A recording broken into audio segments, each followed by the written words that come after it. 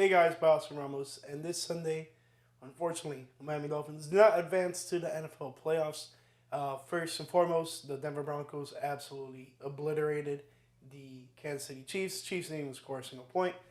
So thanks, Kansas City, for nothing. But either way, Miami Dolphins did not handle business. They lost to the New York Jets 20-32, and it was an eventful loss for the Miami Dolphins.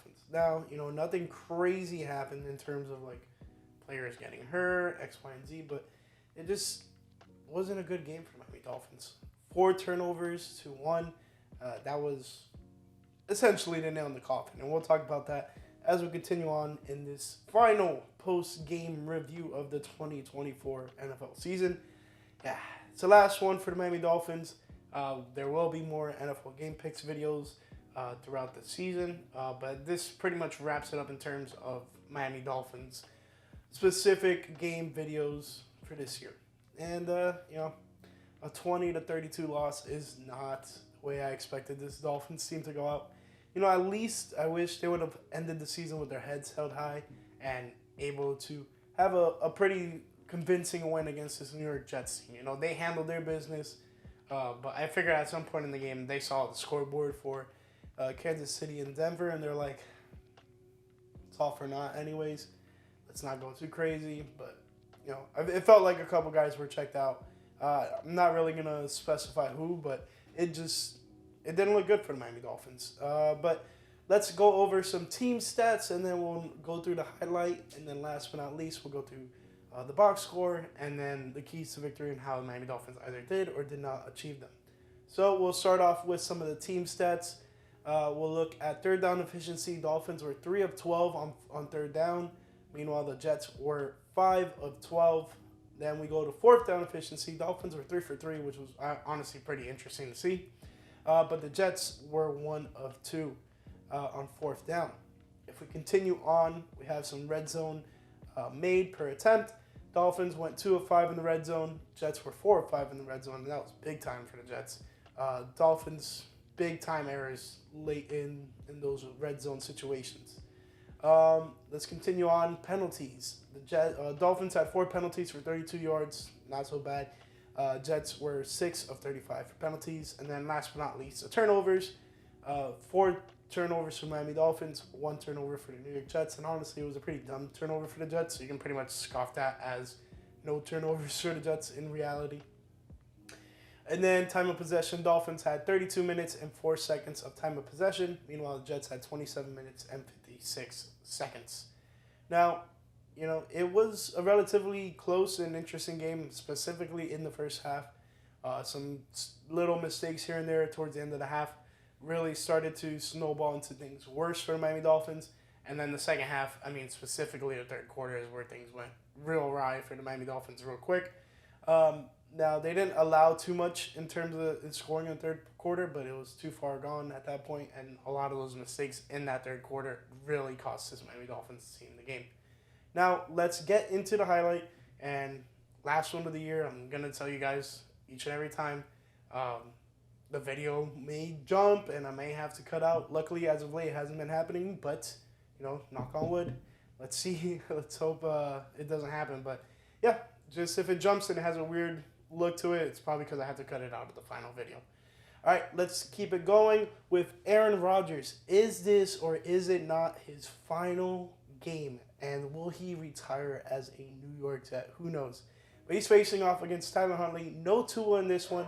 He said he will be available come postseason should they get there, but you already know the final result of that. This was the 1 turnover by the New York Jets. It was a tip ball. Aaron Rodgers in disbelief. Tyrell Dodson was the one who came up with it. But the following Jets drive, Aaron Rodgers able to get in the end zone with Tyler Conklin for 6. And yes, that was his 500th passing touchdown of his career. Historic career for Aaron Rodgers. Let's see if this is his last one, though. That's something that has been topic of conversation. Interception thrown by Tyler Huntley here. And that would start the downfall of this Dolphins team. And then just more turnovers. Fumble here by Tyler Huntley. Just not a great performance by Tyler. You would hope that he would follow up the performance he had against the Cleveland Browns and with another good one, but fortunately that wasn't the case. Aaron Rodgers, Alan Lazard, and now he's starting to really connect with his former Green Bay Packer teammates. We'll see another one, a big-time connection for him. But another crucial mistake here by Tyler Huntley. Just throws the ball a little bit too awry into a defender. They were able to lateral it, but there was a penalty that called it back. I think they called it a forward pass or something like that. And I think that's what Tyler Huntley is signaling at here. I think he was saying that it was a forward pass, or he was just trying to stretch out his arm because he probably got dinged up. But insult to injury, more turnovers for the Miami Dolphins. Jonnu Smith fumbles. Solomon Thomas gets on top of it, and the Jets able to capitalize by getting 3 points after that. But the Dolphins finally find their way into the end zone with a Devon Achane big-time run. Aaron Rodgers escaping the pocket and finds another former Green Bay Packer teammate, Davante Adams, for his 500th and second touchdown. Oh, man, those two laughing it up. But, Dolphins would find the end zone once again with Jonnu Smith. But it was too little, too late for this Miami Dolphins as the Jets kept on pouring it on. Nice little dump-off pass from Aaron Rodgers to Breece Hall as he finds his way into the end zone for 6. And could that be the last thing we see of Aaron Rodgers on an NFL football field? That's the thing we are really concerned about moving after this game. Dolphins eliminated from playoff contention, as you see him and Tua here embracing each other. Could be the possible last time we see Aaron Rodgers on a football field. It should be interesting to see. But, yeah, no Tua in this matchup, as I said.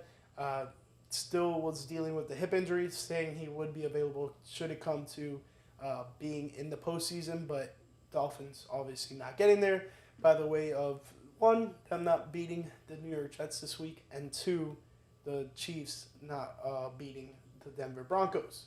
Now, I'm a little bit under the weather, so I'm not going to go too in-depth with this box score, but we'll highlight some key things here. So we'll go with Tyler Huntley passing, and he went 25 of 41, 227 yards, 1 touchdown, 2 interceptions, and he was sacked 4 times for a loss of 28.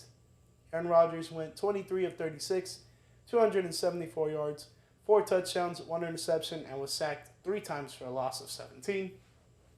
Dolphins had 135 yards on the ground rushing, led by Devon Achane with 11 carries for 21 total yards. Then we move on to the Jets, who had 118 on the ground, and it was spread out pretty well amongst their top 3 running backs. Breece Hall had 12 carries for 57 yards. Isaiah Davis had 4 carries for 41, and Braylon Allen had 4 carries for 15. We'll keep on moving to the receiving. Dolphins had 227 yards in the air, led by Jonnu Smith, honestly one of the biggest players for the Dolphins this year, with 9 receptions, 56 total yards, 1 touchdown. And then we move on to Malik Washington, 4 receptions for 48. Jalen Waddle, 4 receptions for 44. River Craycraft, 4 receptions for 38. And, Tyreek Hill, 2 receptions, 20. Seemed like he started to get checked out a little bit there late in the game. But, it is what it is. For the Jets, 274 yards receiving, led by Davante Adams, 6 receptions for 88 total yards, 1 touchdown. Alan Lazard, 3 receptions for 71. He had a big 43-yarder. Garrett Wilson, 4 receptions for 51, my apologies. And then let's highlight Tyler Conklin, 2 receptions for 16 and a touchdown. Fumbles. Tyler Huntley had 4 fumbles. He recovered 2 of them, and he lost 1. And it was recovered. One of them was also recovered by Jonnu Smith, but the other one was recovered by Solomon Thomas. Then we go on to Jonnu Smith, his fumble, which was lost and recovered by Quincy Williams. I'm sorry. That one was recovered by Solomon Thomas. The other one was recovered by Quincy Williams. And then Xavier Gibson had a fumble that went out of bounds. No one recovered. Jets kept possession. Let's go over some defensive stats. Jordan Poyer led the Dolphins in tackles with 8 tackles for 4 solo. Then we continue on Javon Holland, 7 total, 4 solo. Then some key stats. Zach Sealer had 1.5 sacks, a tackle for a loss. Javon Holland also had a pass deflection. Back to Zach Sealer, he had 2 QB hits. Moving on down the list, Jordan Brooks had a pass deflection.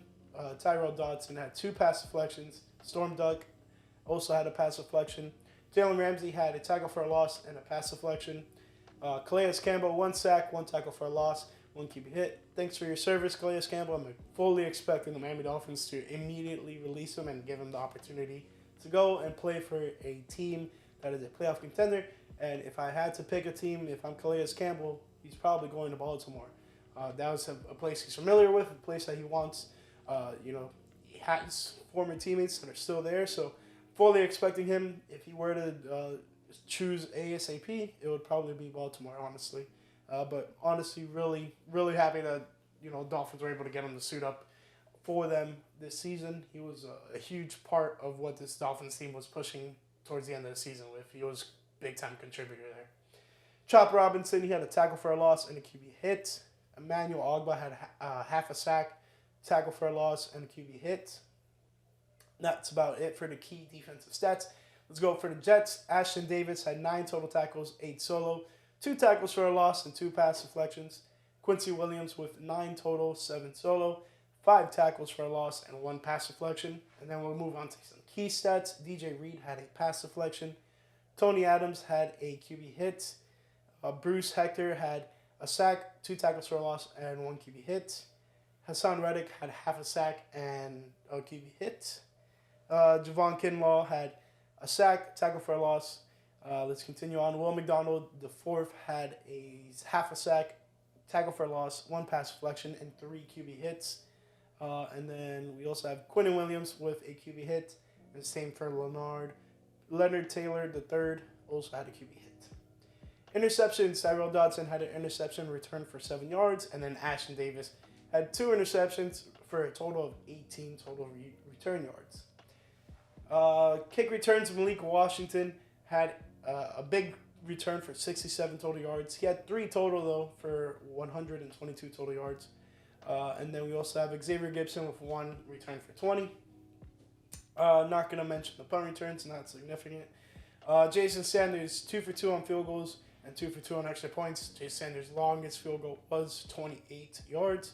Greg Joseph went 1 for 1 on field goals, which was 20-yarder, and then 3 for 3 on extra points.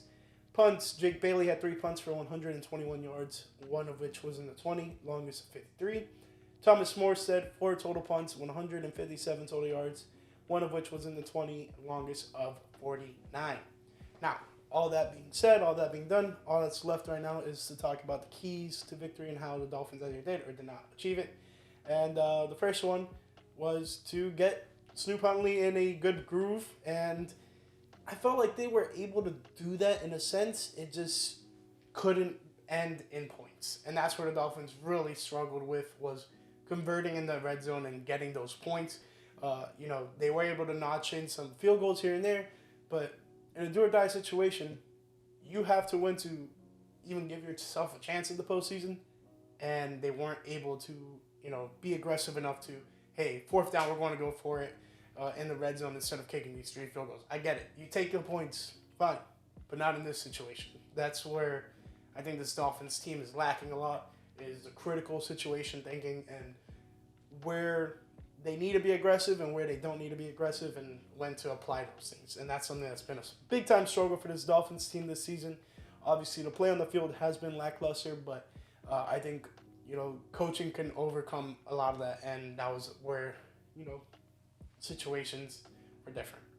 But, yeah, I think Snoop did not perform too well. Obviously 2 interceptions and 4 total fumbles. Losing 2 of them was not good, but aside from that, I think he was able to, have some composition with his Dolphins offense and able to, have some type of decent passing game. Definitely liked how he was able to spread around the ball a bit this game. But Johnny Smith, number 1 guy for him, easy target, keep him moving. Now on the flip side, Dolphins were able to get 3 sacks on Aaron Rodgers and force 1 lucky interception. Aside from that, he was dealing with the pressure pretty well and was able to evade a couple sacks and really make extended plays work out in his favor. And that's something that crippled this Dolphins team and was what stopped them from, making some of these big-time plays, forcing turnovers, etc. So I feel like Dolphins failed on both of those fronts.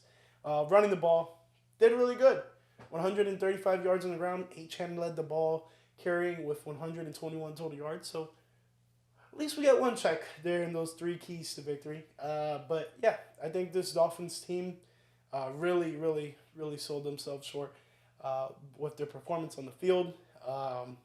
Building off of what happened last year, you would expect this Dolphins team to, one, be in the runnings for the division, and then two, just be a high playoff seed, even if you're not in the division winners. Being 5 or 6 seed, not even barely missing the playoffs. So I think that's a big time failure in that end. I understand the Tua injury early in the year with the concussion. Tua out for these last 2 games of the year. Really costly for the Miami Dolphins. They were able to win against Cleveland, but did not win against the Jets today. But it would have been all for naught anyways. So, in hindsight, I'm happy that he didn't play and he didn't further risk getting injured. But you want your best players out there in those type of situations. So it kind of hurt to see and hear the things coming out from the Dolphins saying like, hey, Tua's not playing this week, and how he was pretty nonchalant about it and saying, hey, if we get to the postseason, I'll play. If you think you can be available next week, I think you can be available this week. But aside from that, all in all, pretty fun season. Really hoped that the Dolphins didn't lose in this type of fashion, but it is what it is. But the playoff picture is pretty much set. In terms of standings, that's where things shake up a bit. But that pretty much wraps up this post-game review. Real quick, I'll go over the playoff standings. The AFC picture is set. We got Kansas City at the 1 seed. We got Buffalo at 2, and they'll be facing the 7th seed Denver Broncos. Moving down the list, we have the 3 seed Baltimore Ravens facing the 6 seed Pittsburgh Steelers. And then last but not least, we have the 4 and 5 seeds Houston Texans facing the Los Angeles Chargers. So AFC playoff picture should be interesting. And then moving on to the NFC, we're waiting on the results for the Detroit Lions and the Minnesota Vikings. I'm going to put 2 scenarios here, whether or not who wins or who loses. But for right now, the Detroit Lions are the number 1 seed. Let's say they win. They're the number 1 seed, and then it will be the 2 seed Philadelphia Eagles facing the 7th seed Green Bay Packers. And then the 3rd seed Tampa Bay Buccaneers will be facing the 6th seed Washington Commanders. And then last but not least, the 4 seed will be playing the 5 seed Los Angeles Rams. Will be playing the Minnesota Vikings or the Detroit Lions. 1 and 5 are going to be interchangeable. So let's imagine the Minnesota Vikings are the number 1 seed. They get the bye, and then the Detroit Lions will play the Los Angeles Rams. So should be interesting. The playoff picture is going to be one to really marvel at and see really how it shakes out. It should be fun to watch. But that pretty much wraps up this post-game review. I hope you guys enjoyed it. It's the last one of the year. I really wish it was, and I really wish the Dolphins were able to find their way into the postseason. But congrats to the Denver Broncos getting into the playoffs for the first time in 10 years. They haven't been back since Peyton Manning left, which is insane to say. You would have thought, at some point, somehow, Broncos would have found their way in. But quarterback struggles in those 10 years was a big part of it. But also, this team is probably the best it's been since those 10 years. So, congrats to them. And, offseason starts now for the Miami Dolphins. Let's see what they can do. They have a lot of questions that need to be answered. And some of it relies in the front office. Some of it relies with some players.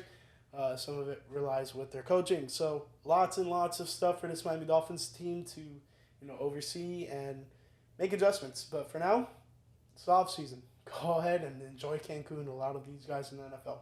But thank you guys so much for watching. Stay tuned to the rest of the playoffs for these game pick videos. And I will have some Dolphins updates come out as soon as I can get them out, whenever news breaks, whether it's people being fired, people being traded, people, etc. So stay tuned for that stuff. Thank you guys so much. If you've been along for the ride, appreciate y'all. I'll catch you in the next one. Peace.